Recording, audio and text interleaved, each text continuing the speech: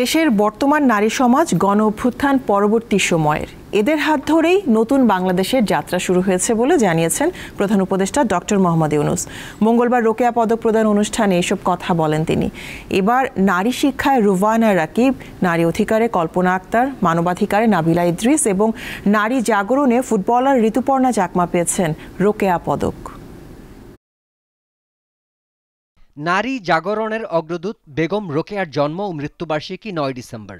১৮৮০ সালের এই দিনে রংপুরের পায়রাবন্দ গ্রামে তিনি জন্মগ্রহণ করেন।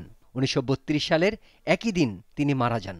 তিনি ব্রিটিশ ভারতের একজন বিশিষ্ট বাঙালি চিন্তাবিদ, লেখিকা, শিক্ষাবিদ ও রাজনৈতিক কর্মী ছিলেন। তাকে বাংলাদেশ ও ভারতে নারী মুক্তির পথিকৃৎ হিসেবে সম্মান করা হয়। ঊনবিংশ শতকে নারীরা যখন অবরোধ বাসিনী, সেই সময়ে নারীর পরাধীনতার বিরুদ্ধে তিনি আওয়াজ তুলেছিলেন। নারী জাগরণের অগ্রদূত এই মহিয়সী নারীর প্রতি গভীর শ্রদ্ধা জানিয়ে প্রতি বছরের মতো এবারও প্রদান করা হলো রোকেয়া পদক।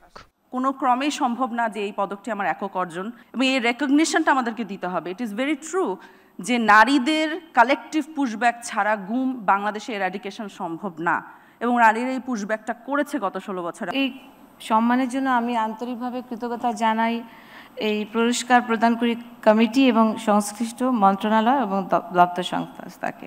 মঙ্গলবার পদক প্রদান অনুষ্ঠানে প্রধান উপদেষ্টা বলেন, বেগম রোকেয়া যে আদর্শের জাতি দেখতে চেয়েছিলেন, পুরস্কার প্রাপ্তরা সেই পথেই জাতিকে এক ধাপ এগিয়ে দিলেন। আজকে যারা পুরস্কার পেলেন তারা শুধু বাংলাদেশের নয়, সারা বাংলাদেশকে তারা অন্য এক পর্যায়ে নিয়ে গেছে প্রত্যেকে। এটা আরো একটি পুরস্কার না, এটা যুগান্তকারী পুরস্কার, যারা আমাদেরকে দুনিয়ার সামনে অন্য স্তরে নিয়ে গেছে। প্রধান উপদেষ্টা বলেন, আজকের নারী সমাজ গণ অভ্যুত্থান পরবর্তী নারী সমাজ। এদের হাত ধরেই নতুন বাংলাদেশের যাত্রা শুরু হয়েছে। কেন এই ১০০ বছরেও আরো বেগম রোকেয়া আসলো না আমাদের মাঝখানে, যে আমাদেরকে পথ দেখাতো? আজকে যারা পুরস্কার পেল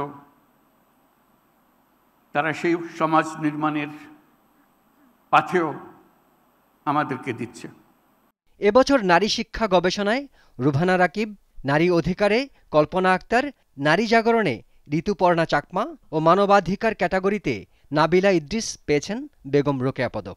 সবাই দাঁড়িয়ে জোরে হাততালি দিয়ে তাদেরকে অভিনন্দন জানাই। শিমুল বাশার, দীপ্ত বার্তা কক্ষ।